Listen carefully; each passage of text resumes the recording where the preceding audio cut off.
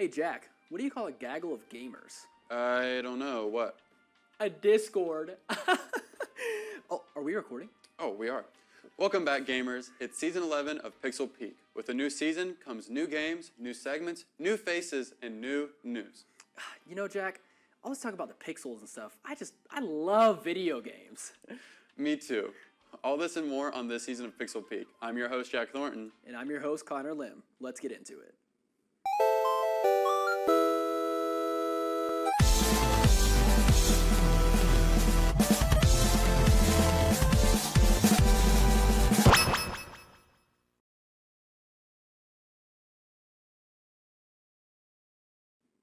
On August 22nd, Bandai Namco announced its Little Nightmares 3, supposedly arriving in 2024. The third installment in the franchise has enthralled its audience with its environmental storytelling, unsettling atmosphere, and disturbing images. Believing another title in the franchise would never come, fans were pleasantly surprised to see and hear of a new trailer drop. This time around, players don't have to find themselves alone in this cruel world. Little Nightmares 3 has an online co-op where players can choose to play as Lo or alone. I know I'm excited. I hope you are too. It's the end of an era. Nintendo announced on X, formerly known as Twitter, that Charles Martinet, who was the voice actor for Mario for over 30 years, is retiring. His monumental impact on the classic series is not over, however, as he steps into his new role as Mario Ambassador. Martinet will continue to represent Mario by traveling to sign autographs, perform the iconic voice, and to promote the beloved plumber. Yahoo! After 16 years with Rockstar Games, writer Michael Unsworth has departed the company.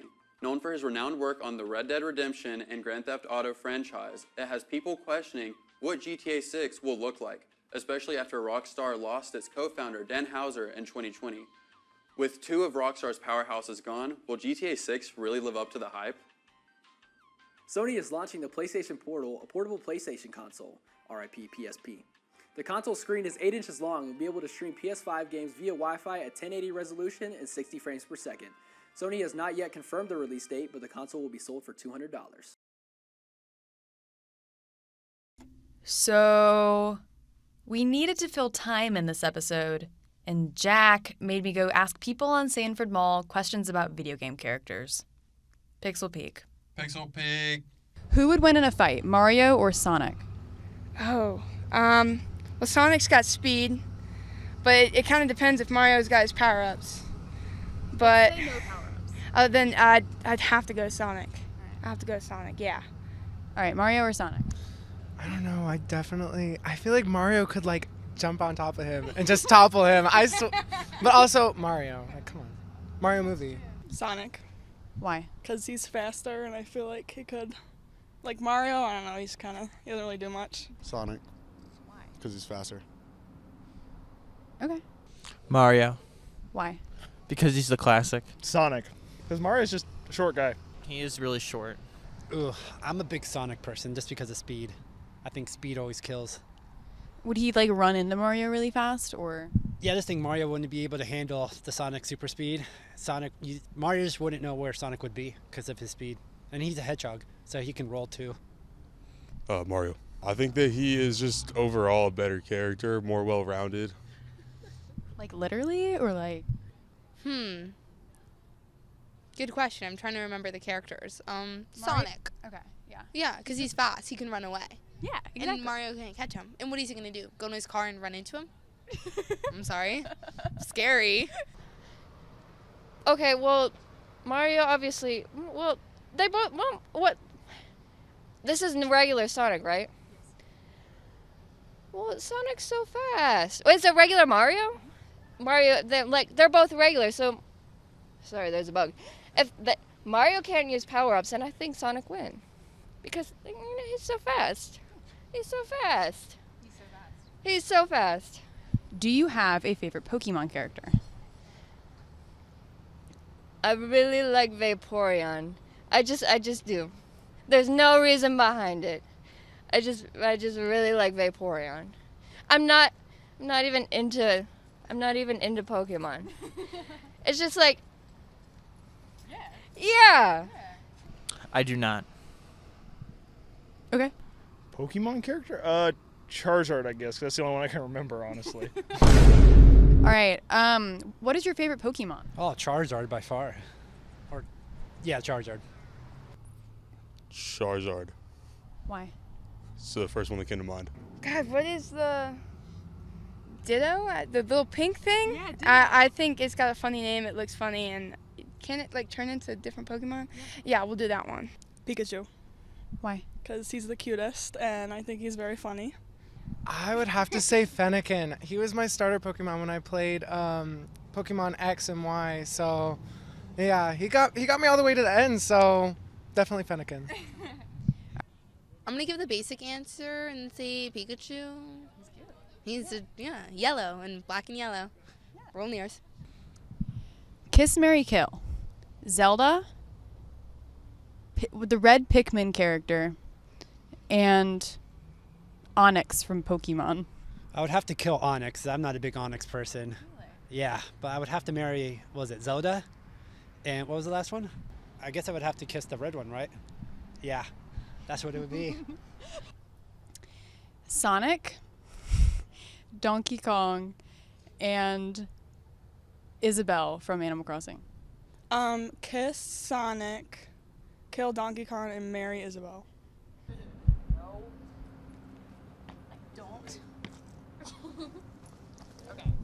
All right. Kiss, Marry, Kill. Kirby, Clefairy, Jigglypuff. Don't know any of them. You don't know Kirby, Clefairy, or Jigglypuff? No, ma'am. Okay. What video games have you played before? 2K, Madden, Call of Duty. Kirby, Tom Nook, and Donkey Kong. I'm about to marry Donkey Kong, kill whoever you said in the middle because I don't even know who that is, and then kiss Kirby. Next up, let's check out our indie showcase on PlayDead's Inside and Limbo. PlayDead's games are something of an enigma to some people. While both Inside and Limbo are different, they follow the same formula. Neither of the games has dialogue or even a directive that you can process. In both games, you play as boys, different boys, no connection. Believe me when I tell you that both of these boys have the upper body strength, cardio, endurance, and ankles of a god. They can go through anything and take any hit.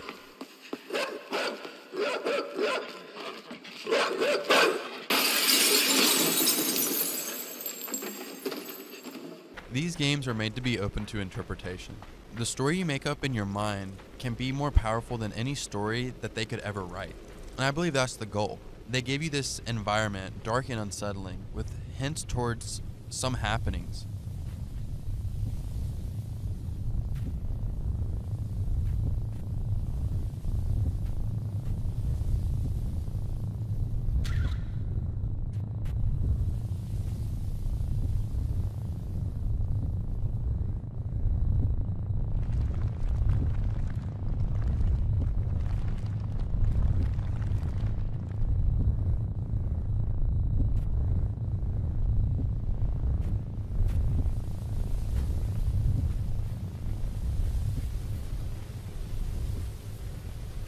Pushing, motivating you onwards to your goal, even if you don't know what it is. After overcoming all obstacles, both games have an ending that leaves your jaw dropped and your mind perplexed.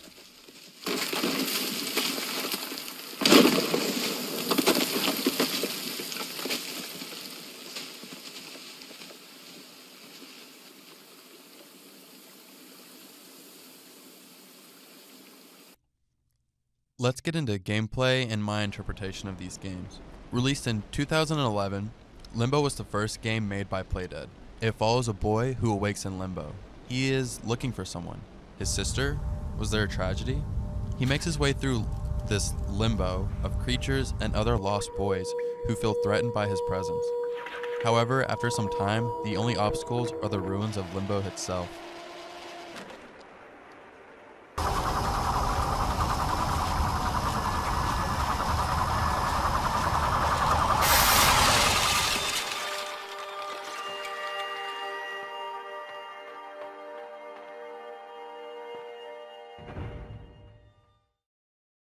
Released in 2016, Inside was a hit for the studio. once again following a boy, which I must interrupt to point out to our OCD audience that his sleeves are uneven. Take it in. Moving on. A lot of people get misconstrued that the boy is trying to escape something or run away. However, he's trying to get inside. Okay, the joke couldn't be helped. It was right there. It's on the paper.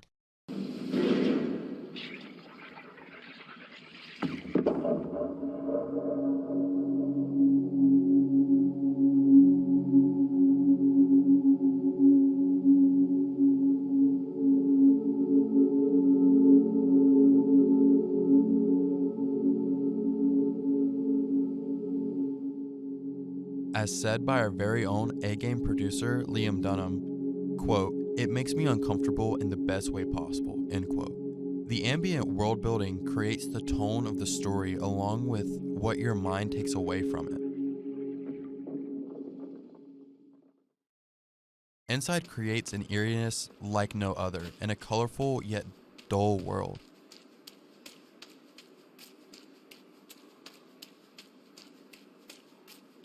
Alluding to Holocaust-like events of a corporation taking people and turning them into mindless workers to be bought and sold.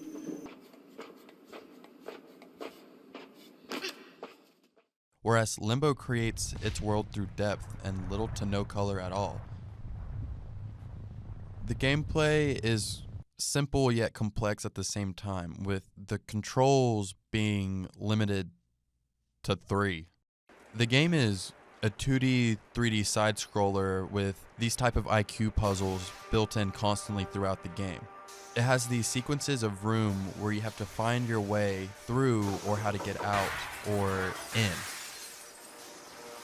There is no math involved, so don't you worry to all my non-math majors out there. It is just a simple problem-solving game. I've seen some people take 6 hours or 6 days or 3 hours or less. The pace all depends on you and how you think. That's all the time I have for you today. I've been your host for the first indie showcase of Season 11 of Pixel Peak, Jack Thornton. Thanks for watching. Yeah, I remember when you made me play that game. Boy, did it take you a while. Well, thanks for beating that one level for me, though. No problem, Bob. Wow, well, I sure am getting hungry. You know what? Me too. I'm craving Mexican right now. I could really go for a burrito. You want to go to Los? Or well, you're in luck. We're mixing it up a little this time, really shaking things up. And for our live gameplay segment, we are going to try board games. Coming up on our live gameplay segment, we are going to play Throw Burrito. I just can't wait. If you thought we were going to explain this, you're out of luck. 3, 2, 1, burrito. Fight! Yeah, me. Yep. And then do I pick one up? Yeah.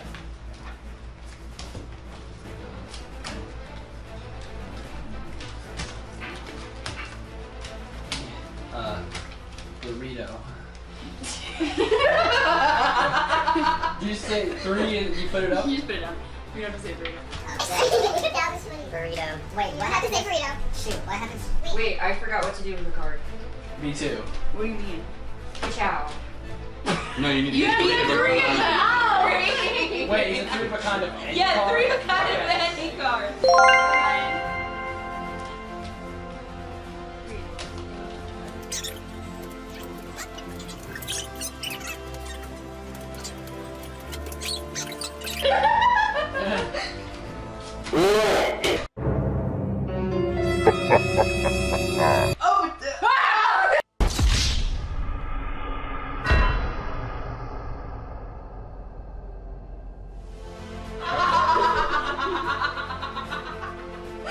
Soups of grass. Does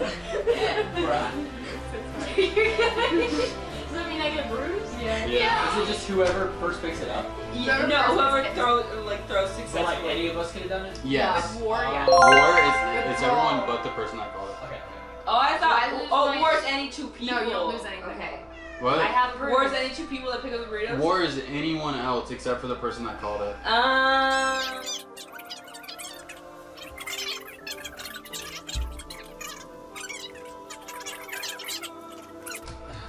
Yeah. Duel. Oh. I pick 2 people. Wait, where's the other burrito? I think it's on the floor. Oh, there we go. Pick 2 people. I pick Connor and Jack.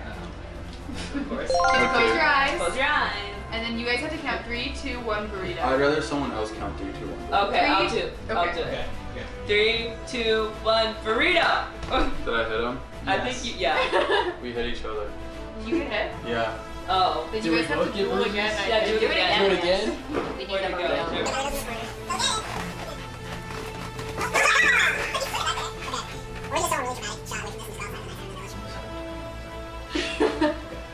Something say it. 3, 2, 1, burrito. Did I hit you? Yeah. Yeah, you got it. You hit the curtain. I dodged. I first went like that. That's what I was going back and forth. I won. So I get bruised. Yup. My PTS not earlier.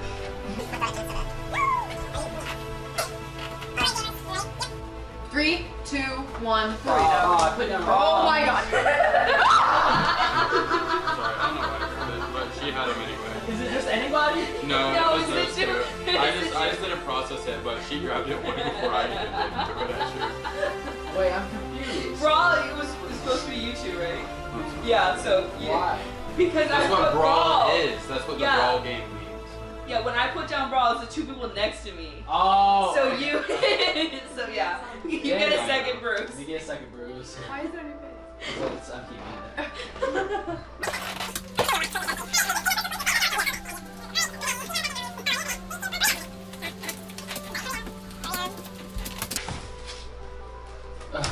Brawl.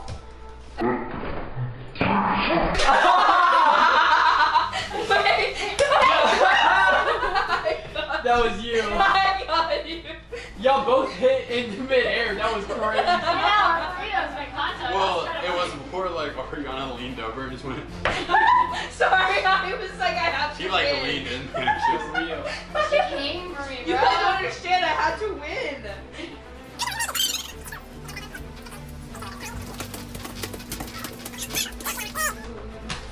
Brawl. I really thought that was me. He dodged it. I like threw the wrong It was way. like right here.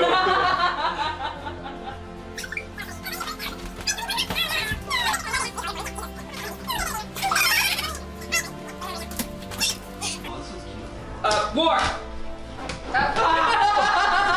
Sorry, Connor, you in front of me. Is war anybody? Yeah. I feel like this keeps getting. Alright, well. Duel. You pick him, you pick him, you pick him. That was terrifying. Okay, I want the girls to be out. We have to work right next to each other. And that makes it funnier. This is good content. Okay, we'll just do it. Okay. I got a bob and weave. Wait, someone has to count. 3, 2, 1, duel. Straight from the.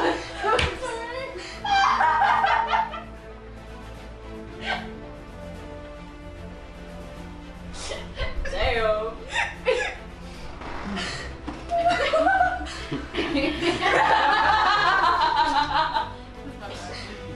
You couldn't even see. Oh wait, we're supposed to cover our eyes. You didn't cover your eyes? I know. You did. Okay, no. Wait, I said we're supposed to uncover our eyes. Oh. No. Okay. The lead was hilarious. Kylie just went.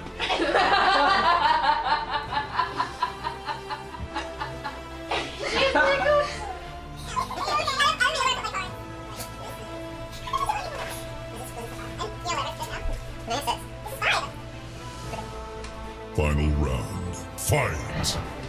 Burrito. Whoa. So. Oh. No.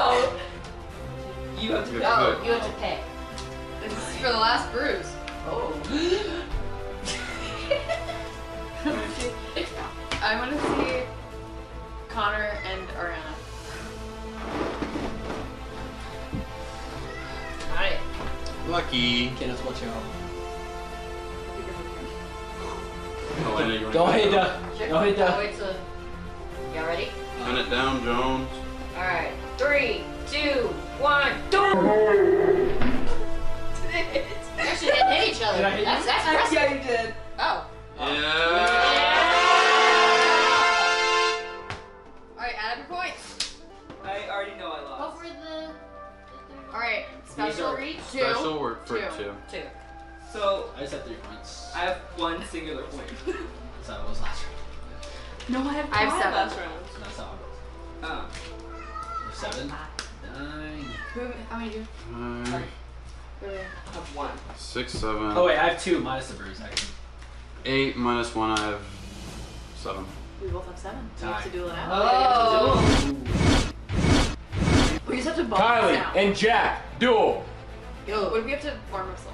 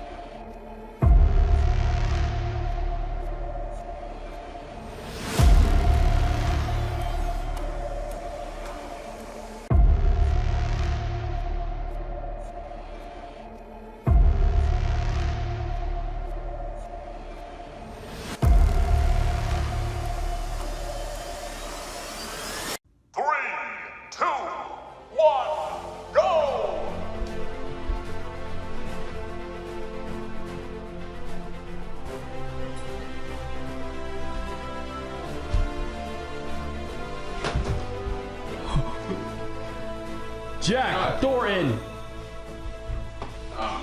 in the balls.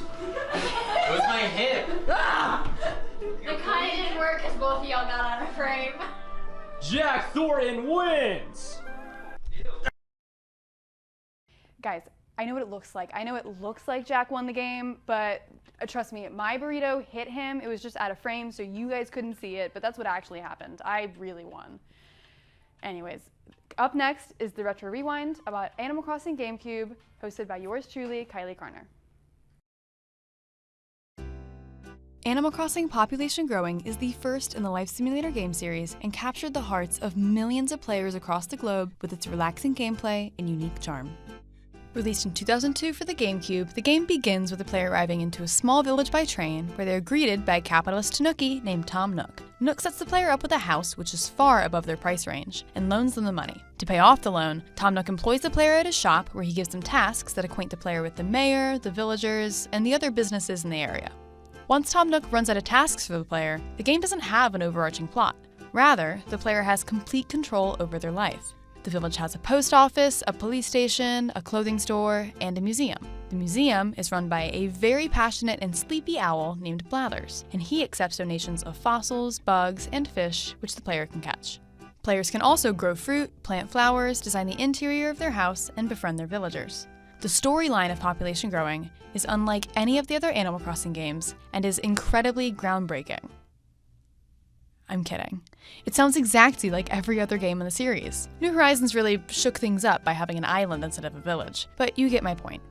The developers of Animal Crossing didn't really stray away from their original plot in the newer games. But, I mean, why mess with perfection?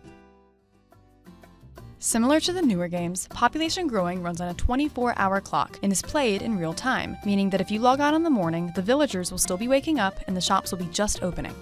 If you log on at night, you can watch shooting stars and catch insects that only come out at night. The game even celebrates holidays and rotates through the different seasons, so characters can catch different types of bugs and fish and can participate in seasonal activities. Each hour of the day has its own song, emphasizing the passage of time and creating a more immersive experience for the player. The soundtrack for the game is beautifully done and complements the cozy atmosphere of the animation style. The game even has its own pop star, a dog named KK Slider, designed after Animal Crossing sound director Kazumi Totaka. KK Slider visits the village and performs his songs, including KK Tango,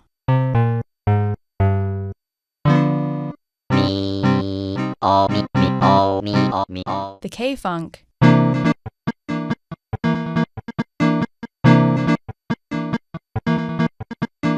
and my personal favorite, Go KK Rider.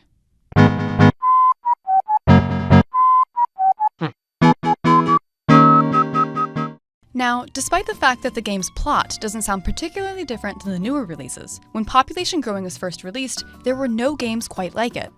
The game's developer Katsuya Oguchi designed the game with the intention of reproducing 3 key elements: family, friendship, and community. He described the game as a communication game, which may sound a little silly, but it accurately describes his vision and what the game became. One way in which the developers achieved this goal is through their choice to use characters to communicate information to the players whenever possible. KK Slider and his music is an excellent example of this. While the game could have just had a selection of music, they intentionally designed the game, and every aspect of it, to be as personal as possible. Every Saturday, rain or shine, KK Slider sits outside of the train station and plays his music. He takes requests and leaves once it gets too late, to return next Saturday night. Another great example of using personable and memorable characters is how Population Growing approaches the issue of players quitting without saving.